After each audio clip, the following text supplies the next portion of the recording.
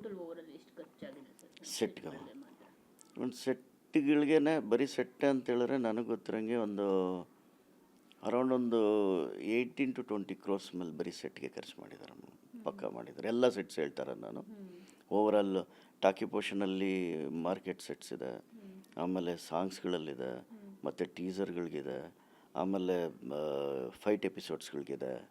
ಅದಾದಮೇಲೆ ತಿರ್ಗಾ ಕೆಲವೊಂದು ಚೇಸಿಂಗಿಗೆ ಇರೋ ಒಂದು ಸೆಟ್ಸ್ ಇದೆ.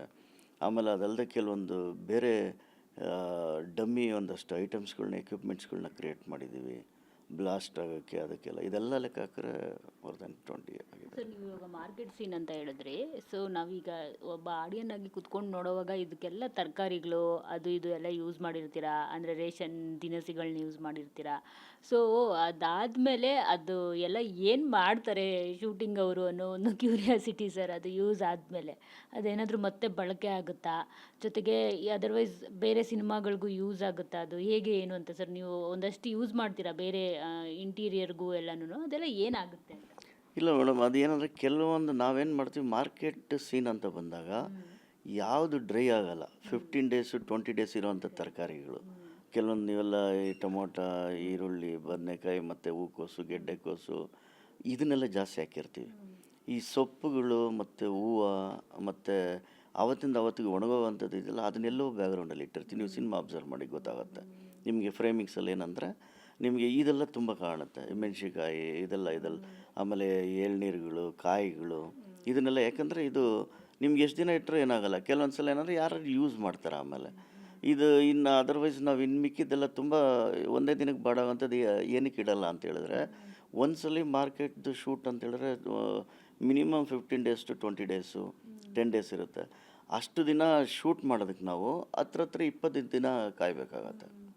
ಯಾಕಂದರೆ ಮುಂಚೆನೇ ತಂದಿಡ್ತೀವಿ. ಏನಾದ್ರು 1 ದಿನ 2 ದಿನ ಏನಾದ್ರು ಬ್ರೇಕ್ ಕೊಟ್ಟರು, ಶೆಡ್ಯೂಲ್ ಬ್ರೇಕ್ ಆಯಿತು, ತಿರ್ಗಾ ನಾವು ಅದನ್ನು ಎಲ್ಲ ಹೊಂದಾಣಿಕೆ ಮಾಡಬೇಕು, ಹೊಂದಿಸ್ಬೇಕು. ಅದಕ್ಕೆ ಏನು ಮಾಡ್ತೀವಿ, ಆ ಥರದ್ದೆಲ್ಲ ಇದನ್ನೆಲ್ಲ ಮಾರ್ಕೆಟಲ್ಲಿ ಇನ್ನು ಮಿಕ್ಕಿದ್ದು ನೀವು ಬೇರೆ ಏನೋ ಕ್ಲಾತ್ಸ್ ಗೀತ್ಸ್ ಅದೆಲ್ಲ ಏನಾಗೋದಿಲ್ಲ. ಈ ತರಕಾರಿಗಳ ವಿಷಯ ಬಂದಾಗ ಈ ಥರ ನಾವೇನು ಮಾಡ್ತೀವಿ, ಡ್ರೈ ಆಗದಿರೋಂಥ ವೆಜಿಟೇಬಲ್ಸ್ಗಳನ್ನ ಜಾಸ್ತಿ ಯೂಸ್ ಮಾಡ್ತೀವಿ ನಾವು. ಅದನ್ನು ಯೂಸ್ ಆಗುತ್ತೆ, ಅದು ಯೂಸ್ ಆಗುತ್ತೆ.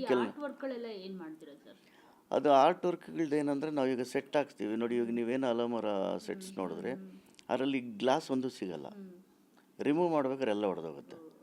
ನಿಮಗೆ ನಾವು 1000 ಗ್ಲಾಸ್ ಅಂತ ಹೇಳಿದ್ರೆ ಒಂದು 150 ಗ್ಲಾಸ್ ಸಿಗುತ್ತೆ ಹೆಚ್ಚು, ಎಲ್ಲ ಹೋಗ್ಬಿಡುತ್ತೆ. ಅದರಲ್ಲಿ ನಿಮ್ಗೇನು ಹೋಗುತ್ತೆ ಅಂದರೆ, ಬ್ಯಾಕ್ ಸೈಡಲ್ಲಿ ಸಪೋರ್ಟಿಂಗ್ ಕೊಟ್ಟಂಥ ಪ್ಲೈವುಡ್ಸು, ಆಮೇಲೆ ಫ್ಯಾಬ್ರಿಕೇಷನ್ ಫ್ರೇಮ್ ಸ್ಟ್ರಕ್ಚರ್ ಏನು ಮಾಡಿರ್ತೀವಿ ಅದು ಇದಷ್ಟೇ ಉಳಿಯುತ್ತೆ. ಅದು ಫ್ಯಾಬ್ರಿಕೇಷನ್ ಸ್ಟ್ರಕ್ಚರು ನಮಗೆ ಎಲ್ಲ ಕೆಲವೊಂದು ಸ್ಕ್ರಾಪ್ಗೆ ಹೋಗ್ಬಿಡುತ್ತೆ. ಪ್ಲೈ ಏನಂದರೆ ಇನ್ನೊಂದು 2 ಸೆಟ್ಟಲ್ಲಿ ಯೂಸ್ ಮಾಡ್ಬೋದು, ರೀಯೂಸ್ ಮಾಡ್ಬೋದು 2 ಸೆಟ್ಟಲ್ಲಿ. ಅದು ಬಿಟ್ಟರೆ ಹಾಗೆ ನಾವೇನಂದರೆ ತಿರ್ಗಾ ಹೊಸ್ದಾಗಿ ಪರ್ಚೇಸ್ ಮಾಡೋದು ಪ್ರತಿ ಸಲ. ಈಗೇನಾದ್ರು ನಮ್ಮದು ಹೆಚ್ಚು ಕಮ್ಮಿ ಈ ಡೆವಿಲ್ಗೆ 188-89ನೇ ಸಿನಿಮಾ ಆಗುತ್ತೆ ನನ್ನ ಇದರಲ್ಲಿ.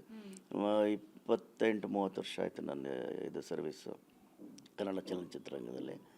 ಆವತ್ತಿಂದ ಇವತ್ತರೆಗೂ ನಾನೇನಾದ್ರು ಗೋಡನ್ ಅಂತ ಮಾಡಿದ್ದೀರೋ ಒಂದು ಏರಿಯಾ ಸಾಕಾಗ್ತಾಯಿರಲಿಲ್ಲ ನನಗೆ.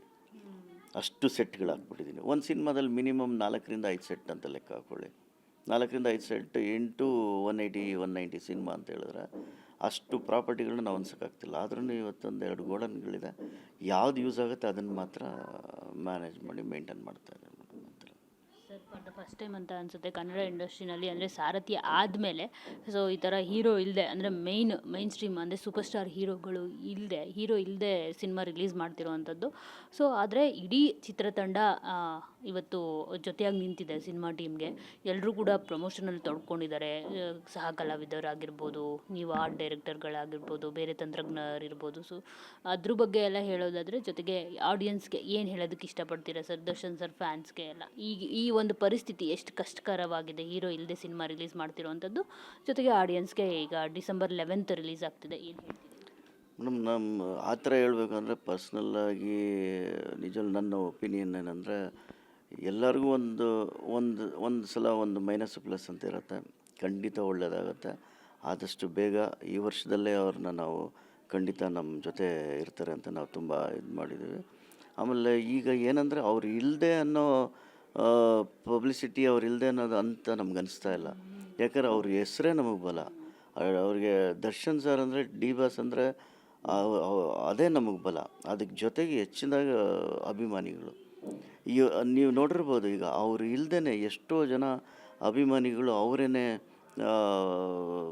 ಪಬ್ಲಿಸಿಟಿ ಮಾಡಿಕೊಂಡು ಅವರೇ ಅನ್ನದಾನಗಳು ಮಾಡಿ ಅವರೇ ಇದನ್ನೆಲ್ಲ ಹಂಚಿ ಆಮೇಲೆ ಪ್ರೊಸೆಷನ್ಗಳು ಮಾಡಿಕೊಂಡು ಎಲ್ಲ ಮಾಡ್ತಾಯಿದ್ದಾರೆ. ಇದೇ ಥರ ಸಾರಥಿನಲ್ಲೂ ಮಾಡಿದರು, ಇದೇ ರೀತಿ ಪ್ರೊಸೆಷನ್ಗಳು ಮಾಡಿ ಎಲ್ಲ ಮಾಡಿದರು, ಇದರಲ್ಲೂ ಮಾಡಿದ್ರು. ಅದಕ್ಕೆ ಯಾವತ್ತಿರೋ ಸಾಥ್ ಅವ್ರು ಇಲ್ಲ ಅಂತ ನಾವು ಯಾವತ್ತೂ ಅಂದ್ಕೊಂಡಿಲ್ಲ. ಸರ್ ಇದ್ದಾರೆ ನಮ್ಮ ಜೊತೆನೇ, ಅವರಿಲ್ಲದೆ ನಮ್ದು ಇದೆಲ್ಲ ಈ ರೇಂಜಿಗೆ ಇಷ್ಟಿದಕ್ಕೆ ಡೆವಿಲ್ಲು ಇಷ್ಟೊಂದು ಹೈ ಲೆವೆಲ್ ಇದೆ ಅಂತ ಹೇಳಿದ್ರೆ because of sir D boss Darshan sir.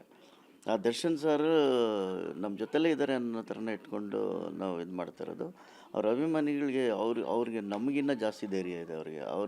ಅವ್ರು ಎಲ್ಲಿವರೆಗೂ ಅವ್ರ ಸ್ಟ್ರೆಂತ್ ಇರುತ್ತೆ, ಎಲ್ಲಿವರೆಗೂ ಅಭಿಮಾನಿಗಳ್ದು ಒಂದು ಆತ್ಮಸ್ಥೈರ್ಯ ಇರುತ್ತೆ, ಅಲ್ಲಿವರೆಗೂ ಏನಾಗಲ್ಲ. 100% ಸರ್ ನಮ್ಮ ಜೊತೆನೇ ಈ ವರ್ಷದಲ್ಲೇ ಬರ್ತಾರೆ ಅಂತ ನಮ್ಮ ಅನಿಸಿಕೆ ಇದೆ. ಒಳ್ಳೆಯದಾಗಲಿ, ಎಲ್ಲರಿಗೂ ಒಳ್ಳೆಯದಾಗಲಿ. ಯಾಕಂದ್ರೆ ಅವ್ರನ್ನ ನಂಬ್ಕೊಂಡಿರೋರು ಬರೀ ಅಭಿಮಾನಿಗಳು, ಕುಟುಂಬದವರು. ಅವರಲ್ಲದೆ ನಮ್ಮ ಸಿನಿಮಾ ಕುಟುಂಬದವರು ಕಾಯ್ತಾಯಿದ್ದೀವಿ ನಾವು. ಸಿನಿಮಾ ಕುಟುಂಬದವರು ಅಂದರೆ ಅವರಿದ್ದಾಗ ಹೆಚ್ಚು ಕಮ್ಮಿ ಒಂದು ದಿನಕ್ಕೆ ನನಗೆ ಗೊತ್ತಿರೋಂಗೆ ಒಂದು 500 ಜನನಾರು ಒಂದು ಊಟ ಮಾಡ್ತಾಯಿದ್ರು ನಮ್ಮ ಚಲನಚಿತ್ರರಂಗದಲ್ಲಿ. ಈಗ ಎಷ್ಟೋ ಜನ, ಒಬ್ಬ ಲೈಟ್ ಮ್ಯಾನಿಂದ ಹಿಡಿದು, ಪ್ರೊಡಕ್ಷನ್ ಬಾಯಿಂದ ಹಿಡಿದು, ಆರ್ಟ್ ಡಿಪಾರ್ಟ್ಮೆಂಟಿಂದ ಹಿಡಿದು, ಮೇಕಪ್ ಅವರಿಂದ ಹಿಡಿದು, ಡೈರೆಕ್ಷನ್ ಡಿಪಾರ್ಟ್ಮೆಂಟಿಂದ ಹಿಡಿದು, ಕಾಸ್ಟ್ಯೂಮ್ಸ್ ಅವರಿಂದ ಹಿಡಿದು ಸಾಕಷ್ಟು ಜನ ಅವ್ರಿಗೆ ಲಿಂಕ್ ತೊಗೊಂಡ್ರೆ, ಒಂದು ವೆಂಡರ್ಸು ಎಲ್ಲ ತೊಗೊಂಡ್ರೆ ಒಂದು ದಿನಕ್ಕೆ 500 ಜನ ಊಟ ಮಾಡ್ತಾಯಿದ್ರು ನನಗೆ ಗೊತ್ತಿರೋಂಗೆ. ಯಾಕಂದರೆ ನಾವು ಸಾಕಷ್ಟು ಸಿನಿಮಾ ಆ 500 ಜನಕ್ಕೆ ಕಂಟಿನ್ಯೂಸ್ ಆಗಿ ಅವರಿಂದ ಒಂದು ಅನ್ನ ಸಿಗ್ತಾಯಿತ್ತು. ಈ ಒಂದು ಇದರಲ್ಲಿ ದೇವರು ನಿಜವಾಗ್ಲೂ ಅವ್ರಿಗೆ ಒಳ್ಳೇದು ಮಾಡ್ತಾನೆ. ಖಂಡಿತ ಒಳ್ಳೆ ಪ್ರತಿಫಲ ಸಿಗುತ್ತೆ. ಅವರು ಆದಷ್ಟು ಬೇಗ ಬರಲಿ.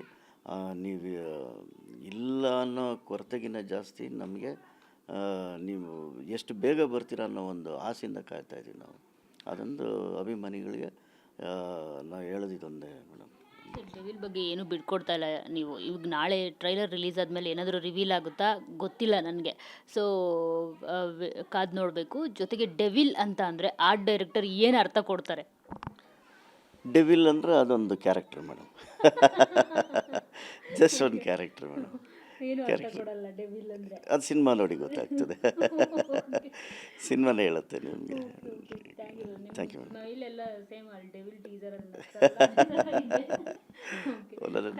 Thank you. ಸೊ ನೋಡಿದ್ರಲ್ಲ, ಇದಿಷ್ಟು devil art director Mohan B Kere ಅವರ ಮಾತು. ಡೆವಿಲ್ ಅಂತೂ ಸಿಕ್ಕಾಪಟ್ಟೆ ಸಖತ್ತಾಗಿ ಮೂಡ್ ಬಂದಿದೆ. ಎಲ್ಲರೂ ಹೋಗಿ ಸಿನಿಮಾ ನೋಡಿ ಅನ್ನೋ ಒಂದು ಮಾತನ್ನು ಅವ್ರು ಹೇಳ್ತಿರುವಂಥದ್ದು. ಕ್ಯಾಮ್ರಾ ಪರ್ಸನ್ ಶ್ರೀಕಾಂತ್ ಜೊತೆ ಮಂಗಳರಾಜ್ ಗೋಪಾಲ್, TV9 ಬೆಂಗಳೂರು.